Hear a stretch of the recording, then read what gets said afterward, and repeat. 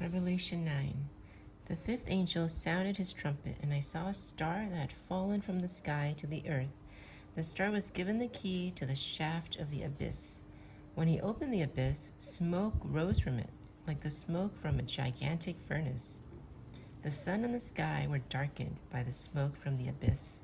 And out of the smoke, locusts came down on the earth and were given power like that of scorpions of the earth. They were told not to harm the grass of the earth or any plant or tree, but only those people who did not have the seal of God on their foreheads. They were not allowed to kill them, but only to torture them for 5 months. And the agony they suffered was like that of the sting of a scorpion when it strikes. During those days, people will seek death, but will not find it. They will long to die, but death will elude them. The locusts looked like horses prepared for battle. On their heads they wore something like crowns of gold, and their faces resembled human faces.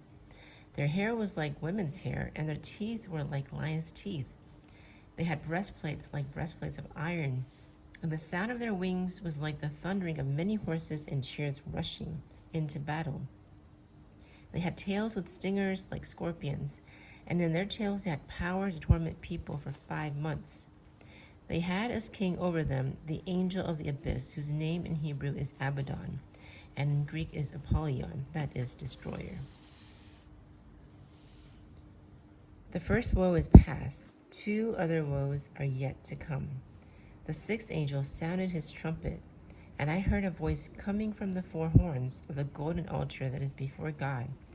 It said to the sixth angel who had the trumpet, "Release the 4 angels who are bound in the great river Euphrates, and the 4 angels who have been kept ready for this very hour and day and month and year were released to kill 1/3 of mankind."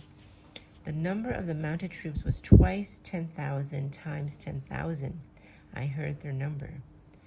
The horses and riders I saw in my vision looked like this. The breastplates were fiery red, dark blue, and yellow as sulfur. The heads of the horses resembled the heads of lions, and out of their mouths came fire, smoke, and sulfur. 1/3 of mankind was killed by the 3 plagues of fire, smoke, and sulfur that came out of their mouths. The power of the horses was in their mouths and in their tails, for their tails were like snakes, having heads with which they inflict injury. The rest of mankind who were not killed by these plagues still did not repent of the work of their hands.